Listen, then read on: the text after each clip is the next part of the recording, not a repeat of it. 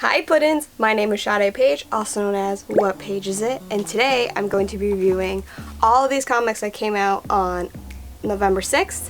And I only picked up 4 this week that I was personally interested in reading, so go ahead and get started. First we have Niobe, which is the sequel to the series Niobe, She is Life, and this is actually Niobe, She is Death. In this issue, there is a bounty on her head, and a lot of the bounty hunters are just grabbing random girls, and they're getting captured, kidnapped, tortured, all because people think that she is Niobe. Even throughout all the girls, they obviously realize she's not. They are not.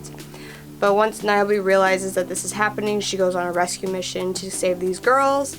The only way people can tell who she is or the legends they have of her are that she has hair of woolen snakes and eyes of the Devil King. Basically, she has dreadlocks and she also has 2 different color eyes, which makes her very different compared to most girls and stands out more. But there's a lot of twists and turns within this issue. She does something crazy with her hair. She teams up with some people. So there's a lot of moving parts within this first issue. I'm excited to see what happens next. She's on a mission to find out who has the bounty on her, per se, and wants to go after them and basically kill them. The second issue I have is The Magicians. This is set in a time after Quentin Goldwater graduates from Brakebill. Dean Fogg welcomes a bunch of hedge magicians into Brakebills, which is very unheard of because they are considered non-traditional, dangerous practitioners of magic. Both the original students at Brakebills and the hedge students kind of clash in getting along together because they both feel like one's better than the other in a sense.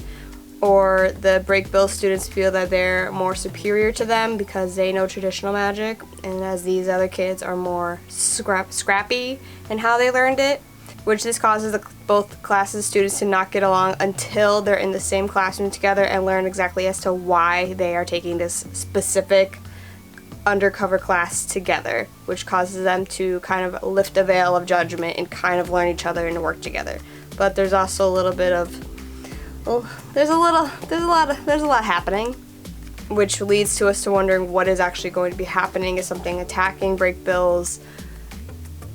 A lot of questions that are very unknown, and I'm excited to see what's going to happen within the next issue. Next, I have the Legion of Superheroes. This is basically as if all of our favorite superheroes have teenagers and they're working together. This is set in the 31st century. The Legion of Superheroes gathered together to stop the galaxy from repeating past mistakes that almost destroyed the Earth. They even went as far as breaking the first cardinal rule for the United Planets on bringing John Kent, who is Clark Kent's son, into the 31st century. Now we're left with the question of why did they do this, and how does finding Aquaman's Triton that's been gone for thousands of years play into this new storyline for these characters. I'm interested to see as into where the storyline plays out. I'm not really familiar with the Legion of Superheroes, but it does get me a little bit intrigued into knowing it's like a different generation of kids and a whole other future itself. The last issue I have for you today is The Wild Strawberries at the World's End. This is a graphic novel, a little mini one, as you can see. It is set in 1999 in the rural South Korea.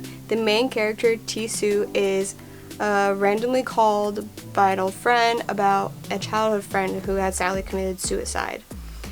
And they asked for him to attend the funeral service of his friend. However, once he arrives there, things are not as they seem. He gets suspicious that his friend has not committed suicide. There's a lot of plague doctors or plague doctor looking mask characters that appear within and throughout the book. I did enjoy it. It's not so direct, it's very abstract.